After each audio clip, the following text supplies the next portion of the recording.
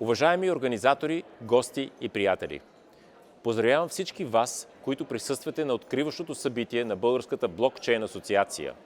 Тя ще обедини предприемачи, иноватори и ентусиасти от целия Европейски съюз, както и експерти по европейско законодателство.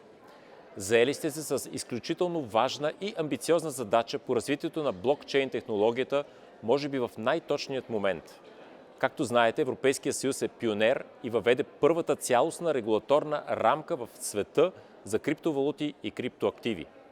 Като представител на Европейската народна партия и ръководител на българската делегация в Европейската народна партия, съм горд от факта, че именно нашата група бе един от основните инициатори за регламента за пазарите на криптоактиви, както моя колега Щефан Бергер бе докладчик.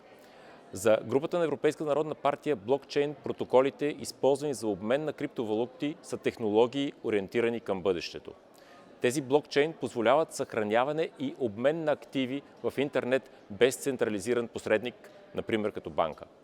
Тъй като блокчейн базата данни съдържа историята на всички транзакции, направени през нейните потребители от създаването й, ние твърдо вярваме, че тя може да предложи нов начин за автоматизиране на събирането на данъци, ограничаване на корупцията и борбата с прането на пари. Разбира се, облагането на криптовалутите не може да означава натоварване на данъкоплатците с повече бюрокрация или възпрепятстване на иновациите. Ето защо ние настояваме за опростено данъчно третиране за малки по стойност транзакции, както и за тези, които обменят криптовалути рядко или в малки обеми. Групата на Европейска народна партия се погрижи потребителите да бъдат по-добре информирани за рисковете, разходите и таксите за криптомонетите. Освен това, емитентите на монети трябва да докладват енергийната консумация на техните криптоактиви.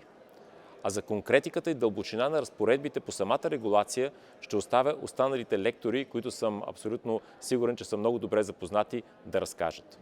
Още веднъж поздравявам основателите на асоциацията, както и гостите и лекторите на събитието и съм убеден, че заедно ще успеем да се справим с предизвикателствата на бъдещето в дигиталния свят.